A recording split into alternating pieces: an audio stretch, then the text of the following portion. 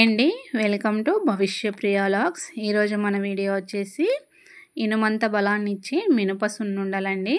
ఇవి ఆరోగ్యానికి చాలా అంటే చాలా మంచిది. తప్పకుండా ఒకసారి ఇలా ట్రై చేయండి.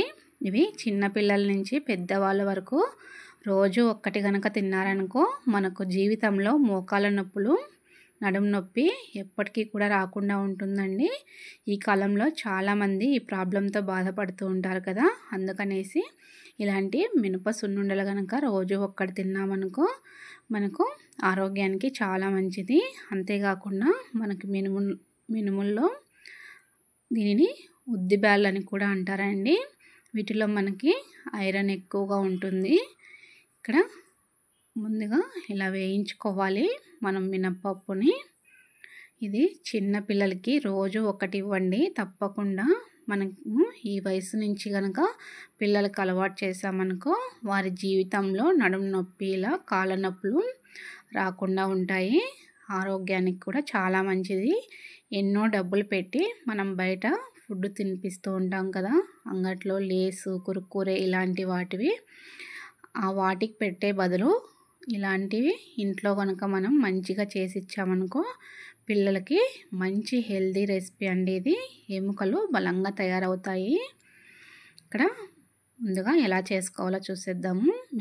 ఇలా మినపప్పుని బాగా వేయించుకోవాలండి. మంటను లో ఫ్లేమ్లో పెట్టుకొని ఇలా కలర్ చేంజ్ అయ్యేంత వరకు వేయించుకోవాలి. మనకు ఇవి కలర్ మారిపోయిన తర్వాత మనకి మంచి వాసన అయితే వస్తాయి.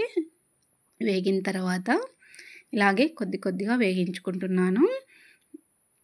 ముందుగా మన ఛానల్ ఎవరైనా ఫస్ట్ టైం చూస్తున్నట్లయితే ప్లీజ్ సబ్స్క్రైబ్ చేసుకోండి. అలాగే పక్కనే ఉన్న బెల్ ఐకాన్ని క్లిక్ చేయండి. నేను ఏ వీడియో పోస్ట్ చేసినా మీకు వెంటనే నోటిఫికేషన్ వస్తుంది. ఇలా కొద్దిగా వేయించుకొని వీటన్నిటిని పక్కకు తీసేసుకుందాము. ఇవి బాగా చల్లార్చుకోవాలి. ఇవి చల్లారే లోపల మనము బెల్లాన్ని అయితే రెడీ చేసుకుందాము. ఇక్కడ నేను ఆర్గానిక్ బెల్లాన్ని తీసుకున్నానండి. మనము బెల్లం కూడా మంచి క్వాలిటీ బెల్లాన్ని తీసుకుంటే హెల్త్కి కూడా చాలా మంచిది. అలాగే ఈ చలికాలంలో ఇలా బెల్లం సున్నుండలు తినడం వల్ల హెల్త్కి కూడా చాలా మంచిది. అలాగే మనం ఇందులో నెయ్యిని కూడా వాడుతున్నాం కాబట్టి పిల్లలు, పెద్దలు ప్రతి ఒక్కరికి కూడా ఆరోగ్యానికి చాలా అంటే చాలా మంచిదండి. ఇక్కడ మనము ఒక గ్లాసు మినప్పప్పుకి ఇక్కడ నేనైతే కొలత చూపిస్తున్నాను. ఈ కొలతతో బెల్లాన్ని వేసుకోవడం వల్ల పర్ఫెక్ట్గా చాలా టేస్టీగా ఉంటాయి.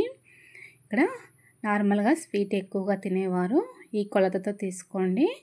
కొంచెం తక్కువగా తినేవారైతే ఇంకొంచెము తగ్గించుకొని వేసుకోవచ్చు. 3/4 కప్పు అట్లా. ఇప్పుడు చల్లారాయి కదా మనకు. ఇప్పుడు వీటన్నింటినీ మిక్సీ పట్టుకుందాము. మరి మెత్తగా పౌడర్లా కాకుండా కొంచెం బరకగా ఉండాలి.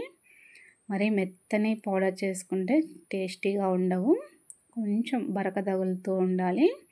ఇప్పుడు ఇందులోనే మనము దంచి పెట్టుకున్న బెల్లాన్ని వేసుకోవాలి. మనం మిక్సీలో వేసుకుంటున్నాం కాబట్టి బెల్లాన్ని కొంచెం దంచి వేసుకోవాలి. ఇందులోనే యాలకులు కూడా వేసుకొని ఇలా మనకి గ్రైండ్ చేసుకోవాలి. ఇప్పుడు ఇందులోకి కొద్దిగా నెయ్యిని వేసుకుంటూ ఉండలు చుట్టేసుకోవాలండి. మనము పాలతో కనుక ఉండలు చుడితే టేస్ట్ అనేది బాగుండవు, తొందరగా చెడిపోతాయి. ఇలా మనము నెయ్యిని వేసి ఉండలు చుట్టుకోవడం వల్ల టేస్టీగా ఉంటాయి. అంతేకాకుండా ఎక్కువ రోజులు నిల్వ కూడా ఉంటాయండి. ఇక్కడ ఒక్కొక్కటిగా ఇలా నెయ్యిని వేసుకొని ఉండలు చుట్టేసుకోవాలి. ఈ వీడియో ఎలా అనిపించిందో ప్లీజ్ కామెంట్ చేయండి. అలాగే వీడియో నచ్చితే మీ ఫ్రెండ్స్కి, రిలేటివ్స్కి షేర్ చేయండి. చూస్తున్నాం కదా, ఇలా ఒక్కొక్కటిగా మనము కొద్దిగా నెయ్యిని వేసుకుంటూ ఉండలను అయితే చుట్టేసుకోవాలండి. మనకు చాలా ఈజీగా ఉంటుంది.